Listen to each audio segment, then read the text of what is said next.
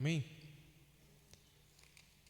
Evangelho de Lucas, capítulo de número 9.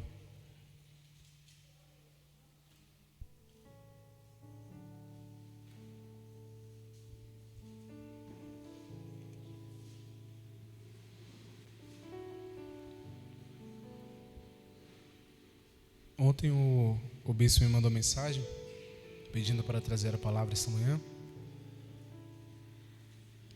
E como eu disse, a palavra que estava queimando em meu coração é a que eu dei agora para os dízimos e ofertas. Só que, como o bispo sempre me disse, né? No momento em que a gente sobe no altar, que a gente dobra o joelho, o Espírito Santo faz toda uma reviravolta e a palavra é totalmente diferente. E assim que eu cheguei aqui na igreja, eu arrumei as coisas, eu comecei a orar, pedir a Deus direção. Eu estou desde ontem orando: Senhor, me dê direção da Tua palavra. O que o Senhor quer falar com o Teu povo? O que o Senhor quer falar com o Teu povo? E eu estou desde sexta-feira pela manhã com uma frase em meu coração, dita até pelo bispo José Carlos, juntamente com o pastor Leandro: a graça não é de graça. Eu estou com essa frase queimando em meu coração. Eu estava fazendo algumas leituras.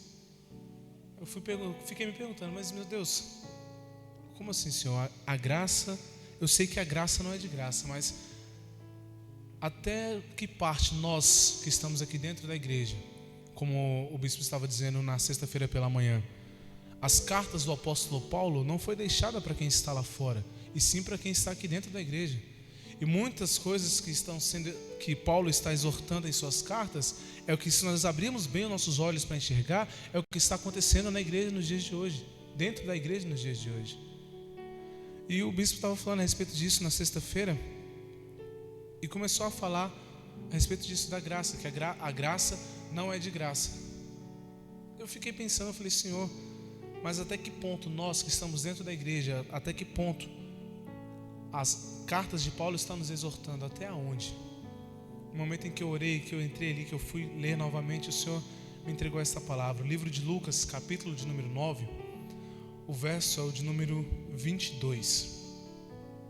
Livro de Lucas, capítulo de número 9, verso de número 22. Que diz assim a palavra de Deus: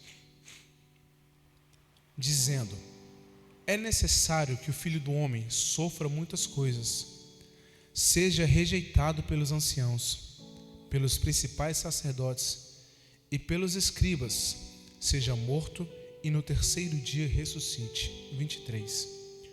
Dizia a todos: se alguém quer vir após mim, a si mesmo se negue, dia a dia, tome a sua cruz e siga-me. Pois quem quiser salvar a sua vida, perdê-la-á. Quem perder a vida por minha causa, esse a salvará. Amém? É só uma pequena leitura para uma introdução. Eu fiquei me perguntando: mas Senhor, a graça não é de graça, certo? Mas até que ponto nós estamos dispostos a permanecer na graça? Até que ponto? E o Senhor me deu essa palavra, me trouxe essa palavra, a passagem de Lucas: negue-se a si mesmo.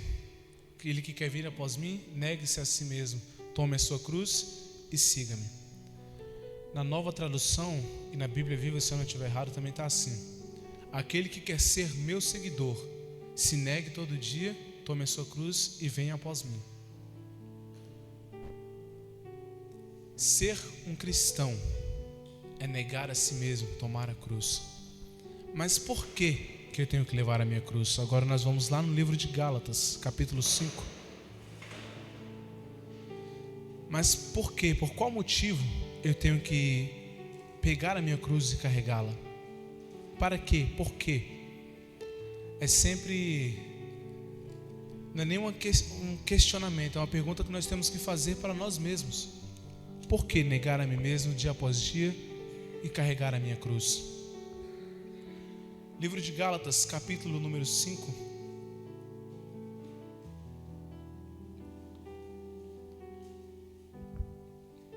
Como diz o bispo, nós vamos folhear um pouquinho a Bíblia hoje. Aqui é só uma pequena introdução para entrarmos ainda na palavra principal, amém?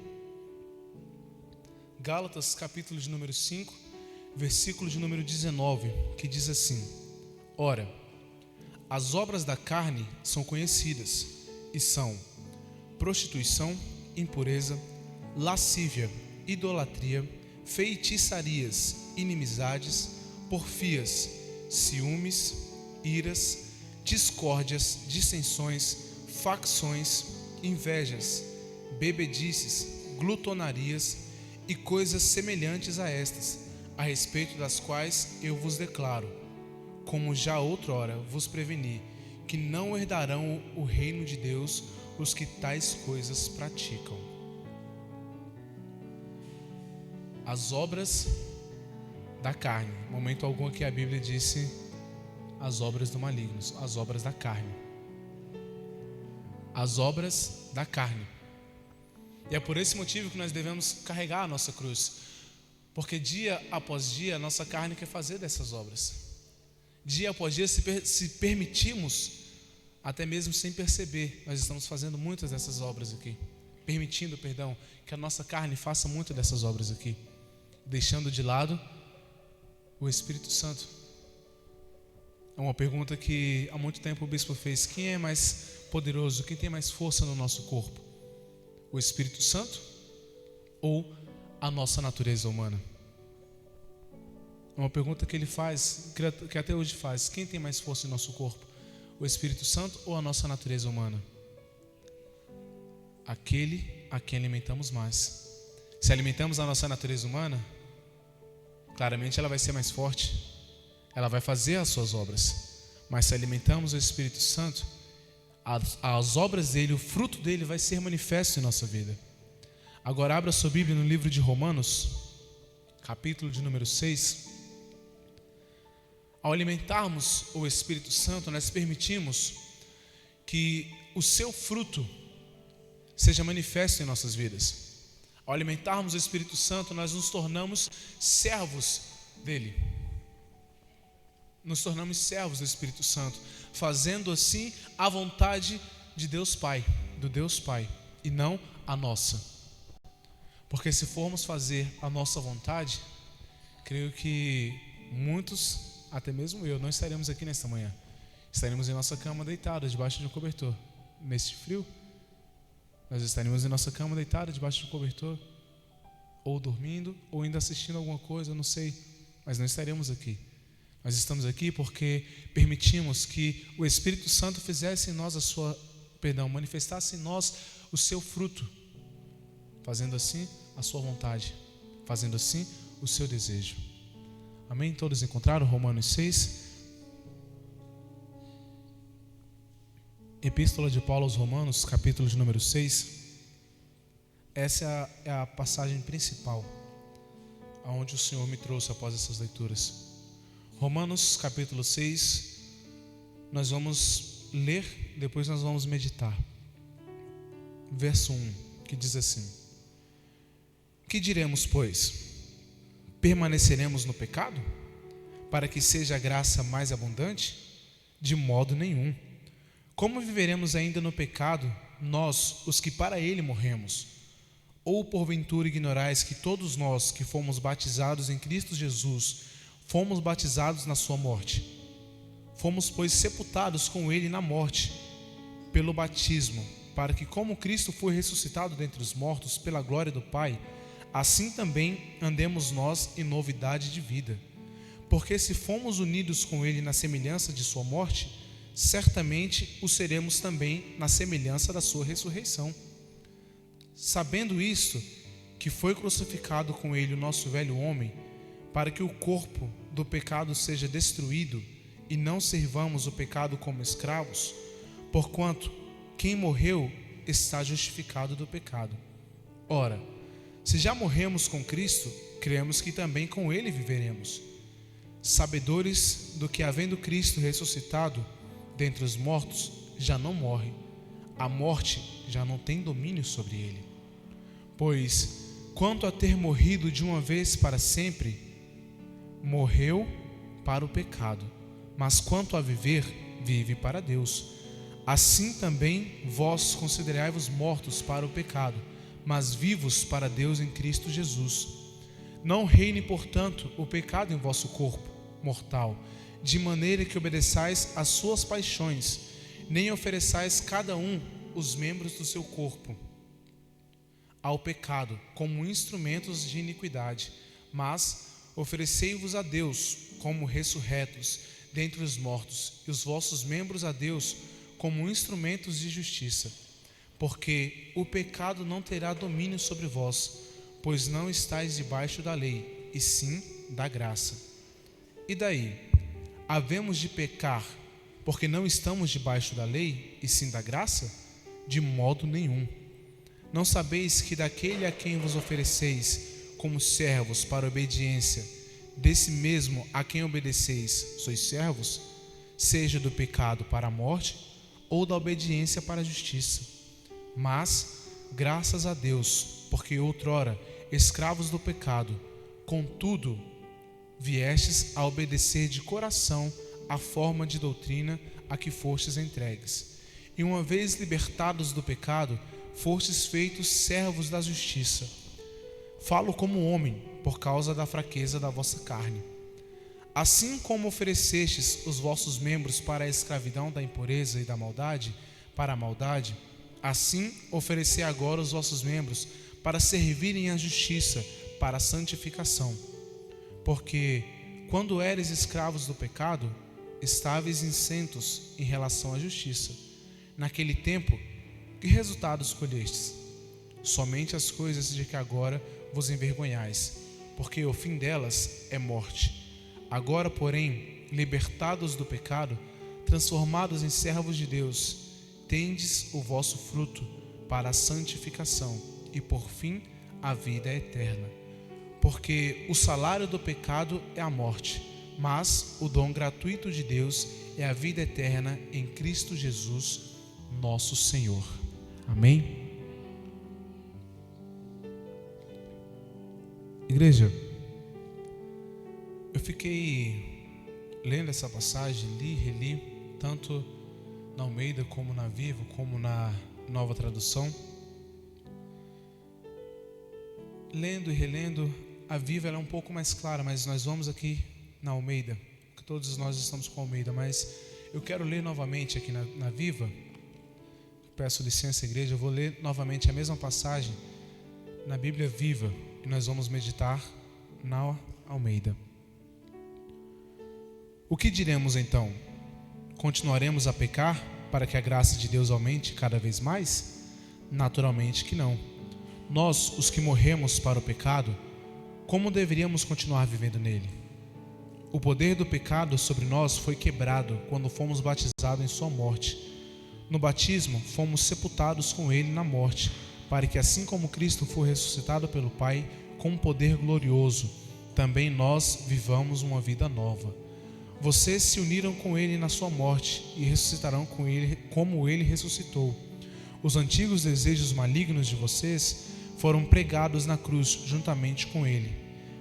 Aquela parte que cada um de vocês tem a tendência de continuar pecando foi esmagada e mortalmente ferida, de maneira tal que esse corpo amante do pecado não está mais sob o controle do pecado e não necessita ser escravo dele.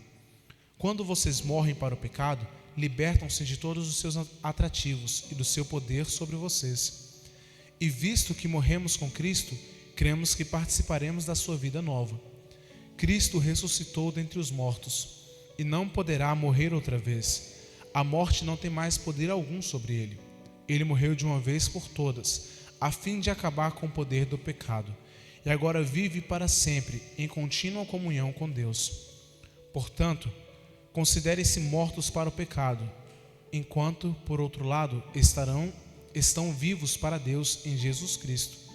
Não deixem que o pecado controle esse corpo mortal de vocês e não cedam aos seus desejos pecaminosos. Não deixem que nenhuma parte do seu corpo seja instrumento de injustiça. Antes, entreguem-se inteiramente a Deus, pois vocês voltaram da morte para a vida. Sejam, portanto, instrumentos de justiça nas mãos de Deus. Nunca mais o pecado deverá voltar a dominar vocês, pois agora vocês não estão mais debaixo da lei, mas livres sob a graça de Deus. Isso significa que agora nós podemos ir avante e pecar sem nos incomodarmos com o pecado, pois nossa salvação não depende de guardar a lei, mas de receber a graça divina? É claro que não. Será que vocês não compreendem que podem escolher seu próprio Senhor? Podem escolher o pecado, que leva à morte, ou então a obediência, que leva à justiça. Aquele a quem você mesmo se oferecer, este será o seu Senhor, e você será escravo dele. Mas, graças a Deus que vocês, embora antigamente tivessem escolhido ser escravos do pecado, agora obedecem de todo o coração ao ensino que Deus lhes entregou. Agora estão livres do velho senhor, o pecado, e tornaram-se escravos do novo Senhor, a justiça. Falo dessa maneira, utilizando-me de ilustração de escravos e senhores, porque é fácil de compreender. Tal como vocês costumavam ser escravos da impureza e da maldade, que leva à maldade, assim também agora é preciso que vocês se deixem escravizar pela justiça, que leva à santidade. Naqueles dias, quando vocês ainda eram escravos do pecado, vocês estavam isentos da justiça. E qual foi o resultado? Evidentemente, não foi nada bom, visto que agora vocês se envergonham, até mesmo em pensar naquelas coisas que costumavam fazer, pois o fim delas é a morte. Agora, no entanto, estão livres do poder do pecado e são escravos de Deus. E entre os benefícios que Ele dispensa a vocês está a santidade, cujo fim é a vida eterna. Pois o salário do pecado é a morte, mas a dádiva gratuita de Deus é a vida eterna por meio de Jesus Cristo, o nosso Senhor. Amém? Como a igreja pôde perceber, ela é um pouco mais clara. Nem a nova tradução foi tão clara como a Bíblia Viva. Amém? Que diremos, pois? Permaneceremos no pecado para que seja a graça mais abundante? De modo nenhum. Como viveremos ainda no pecado, nós que para ele morremos? É uma pergunta que Paulo está nos fazendo. Nós vamos viver no pecado para que se abunde a graça? Porque a Bíblia nos diz que onde se abundou o pecado, meu Deus, falhou agora a memória, onde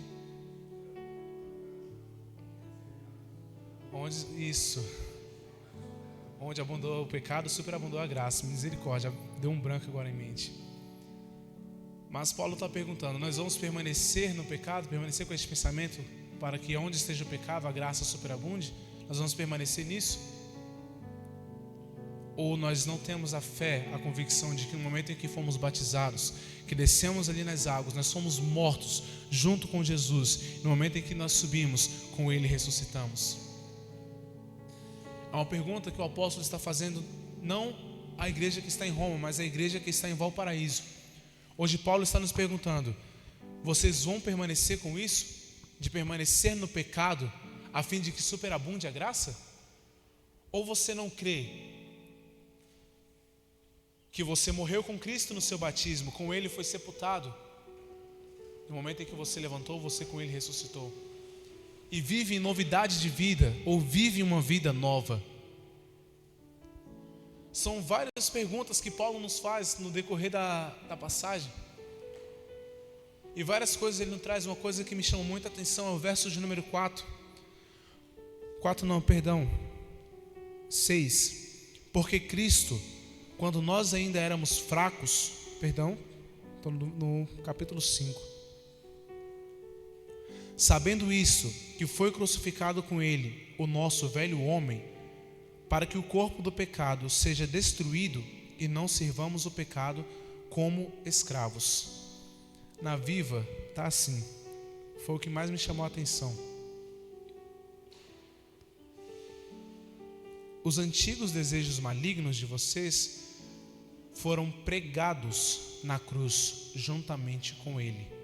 Aquela parte que cada um de vocês tem a tendência de continuar pecando foi esmagada e mortalmente ferida, de maneira tal que esse corpo amante do pecado não está mais sob o controle do pecado e não necessita mais ser escravo dele.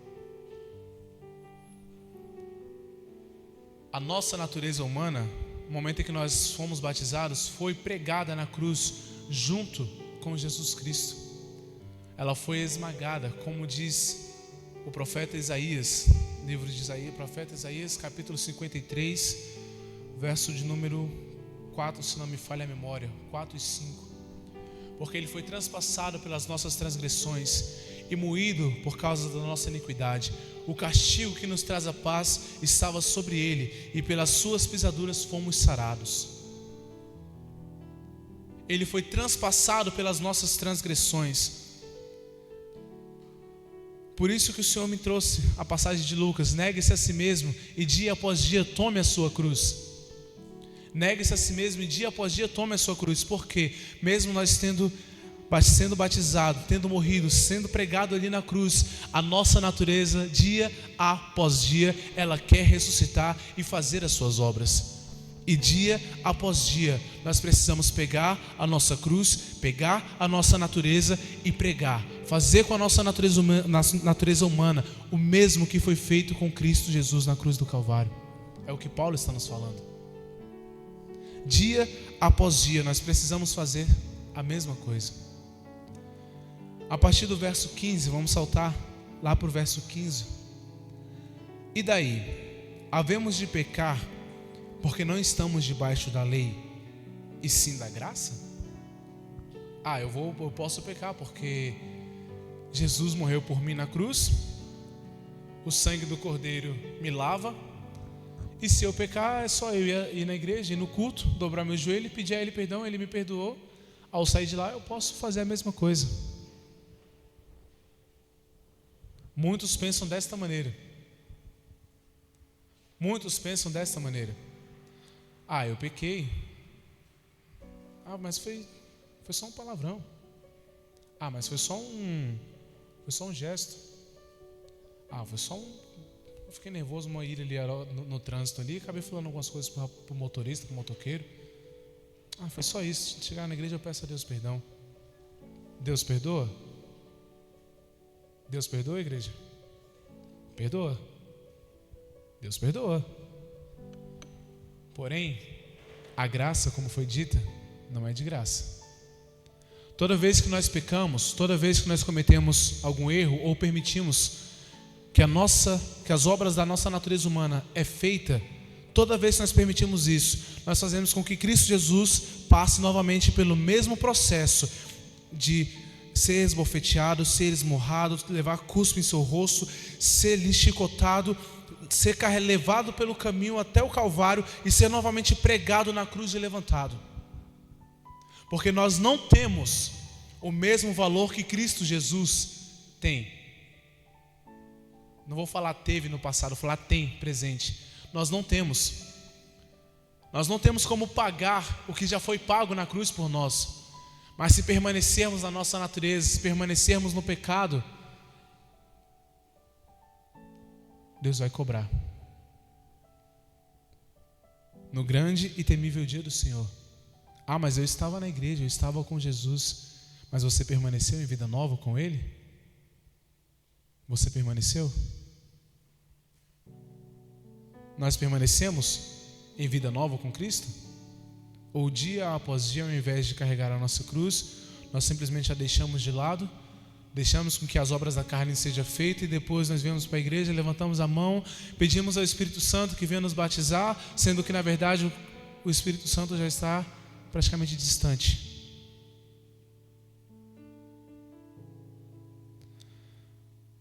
Não sabeis, a pergunta que foi feita, havemos de pecar porque não estamos debaixo da lei e sim da graça?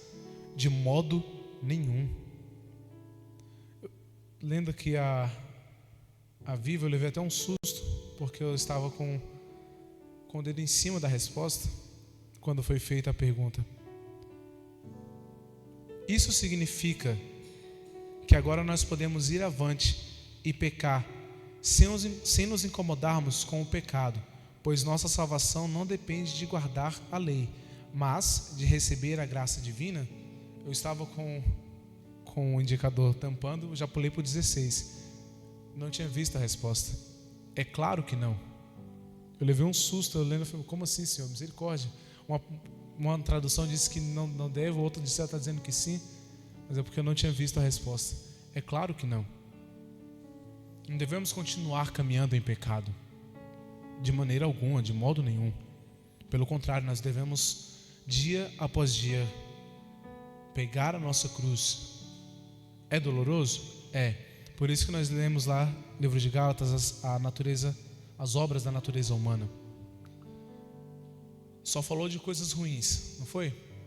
Muitas das obras só falou de coisas ruins. Só falou de coisas ruins. Vamos parar para pensar. Em outras traduções, a Almeida trouxe como prostituição. Outras traduções traz imoralidade sexual. A nova linguagem de hoje traz imoralidade sexual. É uma das obras da natureza humana. É uma das obras da carne. E se alguém virar para mim e falar, mas isso não é bom, me perdoe, mas eu vou ter que lhe chamar de mentiroso. Não falo da questão da imoralidade, mas da questão sexual. Se alguém falar para mim, mas isso não é bom, me perdoe, mas eu vou ter que chamar de mentiroso. As obras da carne, várias que são citadas, são coisas que nós gostamos de fazer. Coisas que muitas vezes nós temos, como ciúmes, inveja, dissensões, que é dividir, discutir. Dia após dia, se nós não vigiarmos, seja no ambiente familiar, seja no ambiente de trabalho, seja no ambiente de estudo, dia após dia, se não vigiarmos, como a Bíblia nos diz, vigiai e orai. Não é só orar, vigiar. Vigia primeiro, depois você ora. Primeiro vigia. Conheço até um pastor que brinca, quando ele cita essa passagem, ele fala vigiar e orar. É um olho aberto, um olho fechado orando, o outro aberto vigiando.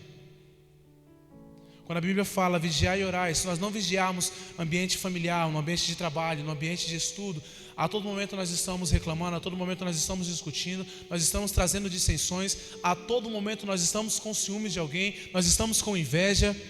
A todo momento, se não vigiarmos, nós deixamos que a natureza humana haja.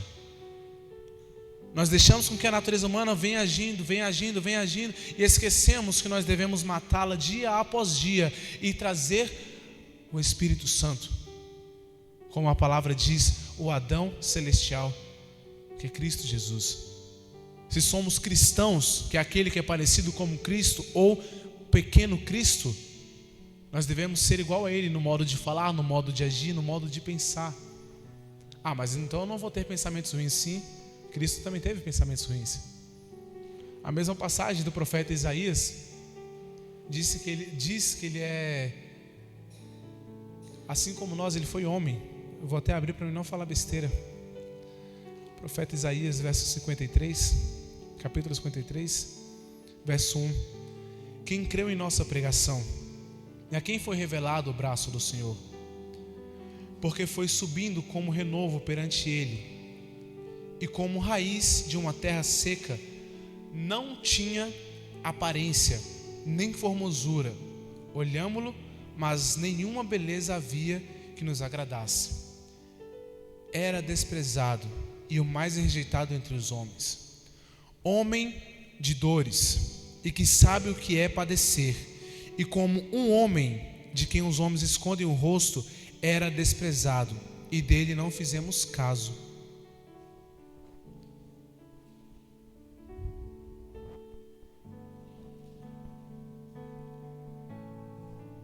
Homem de dores.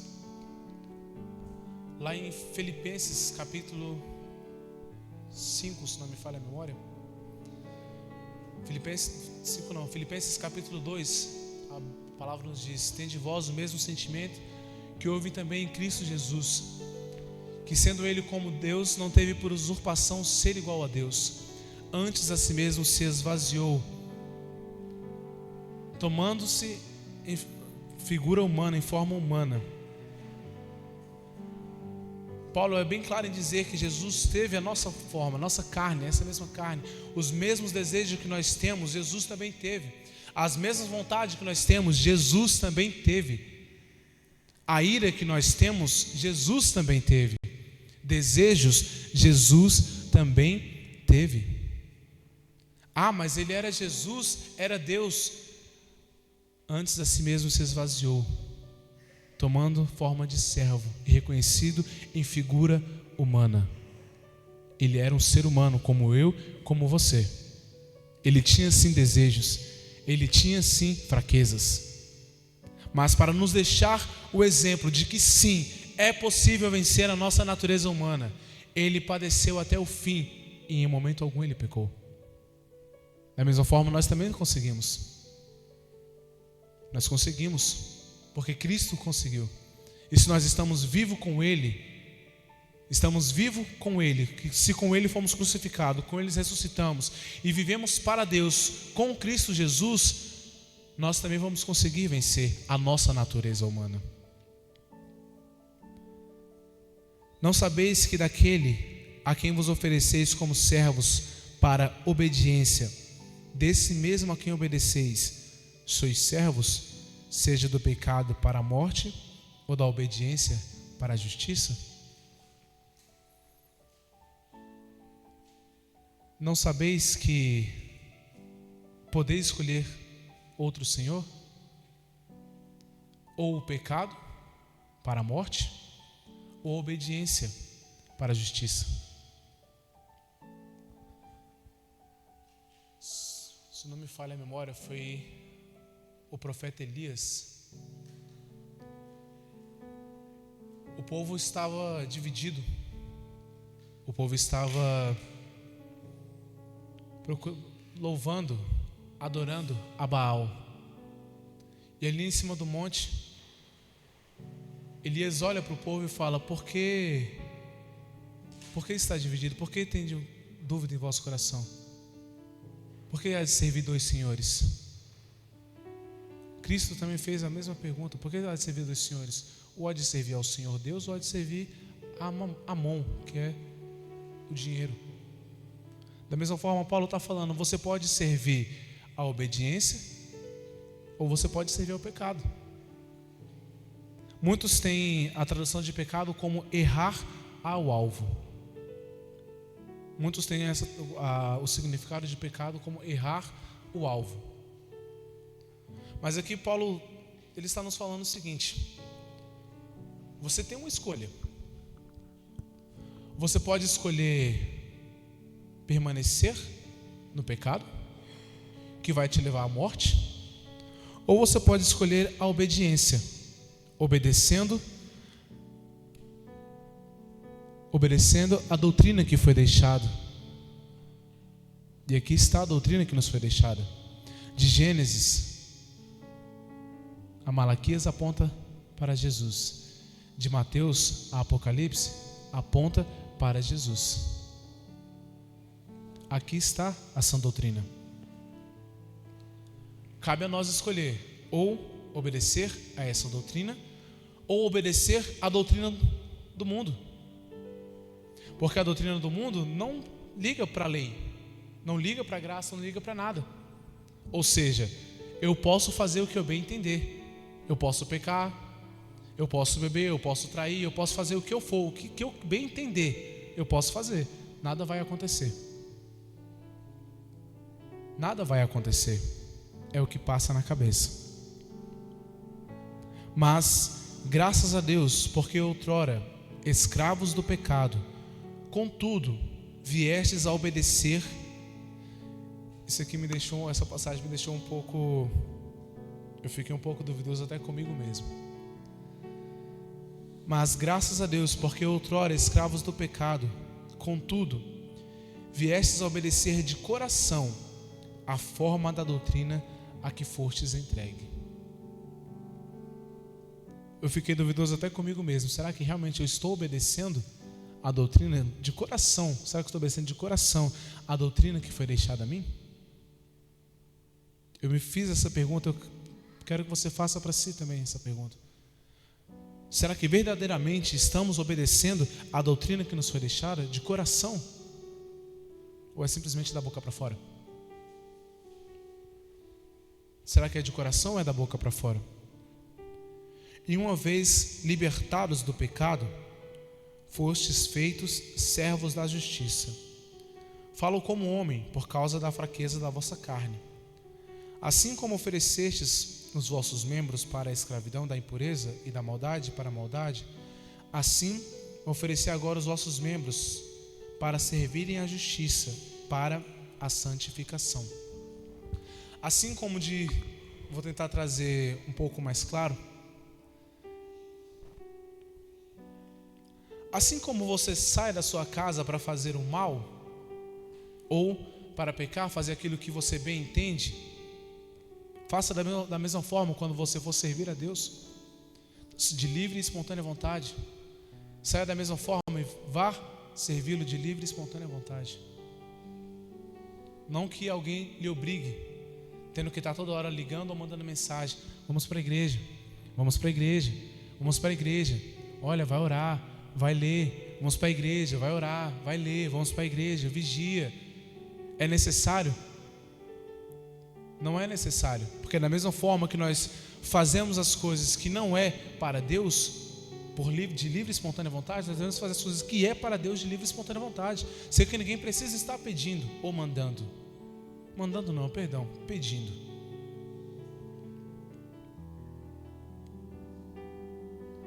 Porque quando eres escravos do pecado, estavais isentos em relação à justiça. O que eu falei. Lá fora eu posso pecar porque não vai dar nada. E aqui está a resposta.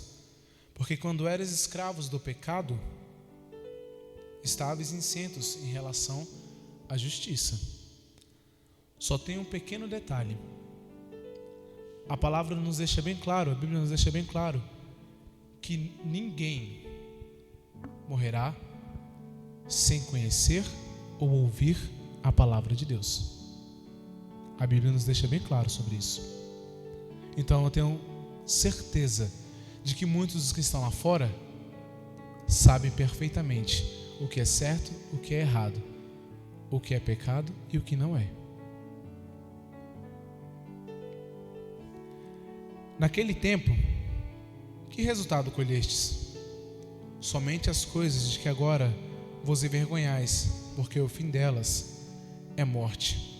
Eu vou ler o 21 também aqui na Viva. E qual foi o resultado?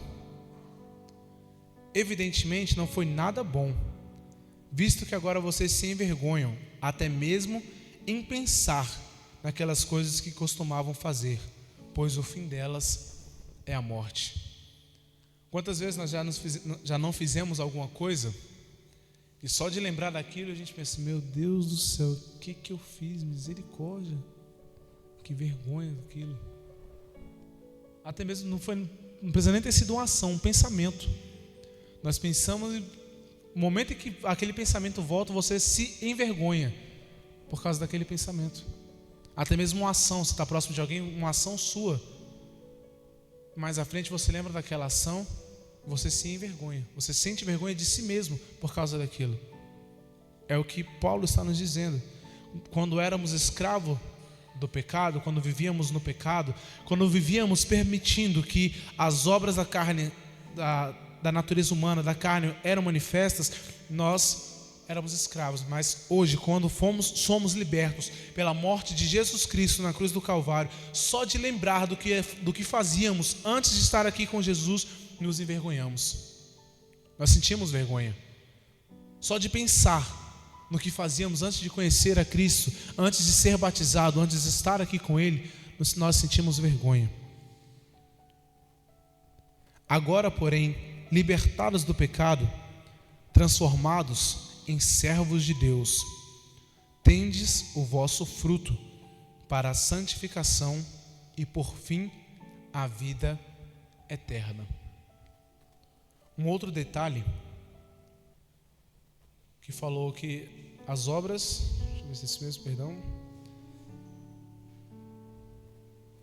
Naquele tempo que resultado colheste, somente as coisas de que agora vos envergonheis, porque o fim delas é a morte. Agora, porém, libertados do pecado, transformados em servos de Deus, tendes o vosso fruto para a santificação e, por fim, a vida eterna. Porque o salário do pecado é a morte, mas o dom gratuito de Deus é a vida eterna em Cristo Jesus, nosso Senhor. A Bíblia nos traz 2 tipos de morte. Alguém sabe me dizer quais tipos de morte são esses? São 2 tipos de morte que a Bíblia nos traz. A morte natural, da vida para a vida eterna, isso.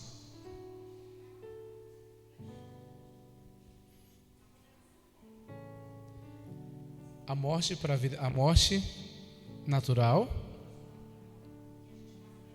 Sim.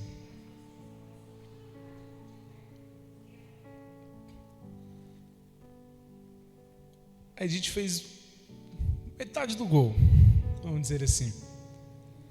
A Bíblia nos traz 2 tipos de morte: a morte natural e a morte espiritual. E o que é a morte espiritual? Alguém sabe me dizer o que é a morte espiritual?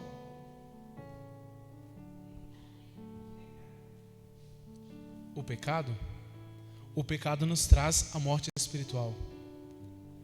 Porque a única coisa que nos afasta do nosso Senhor é o nosso pecado. E no momento em que nós estamos distante do Senhor, e que nós vamos nos afastando cada vez mais do nosso Deus, cada vez mais do Espírito Santo, cada vez que nós estamos mais distante, espiritualmente, nós estamos mortos, morremos. Por isso que está aqui, o salário do pecado é a morte. E essa morte que Paulo está falando aqui é a morte espiritual. É uma morte espiritual, porque se nós vivermos sempre no pecado, o nosso fim é a morte espiritual. Até que venha a morte natural, como a Edith disse, e lá vem o julgamento. Vida eterna ou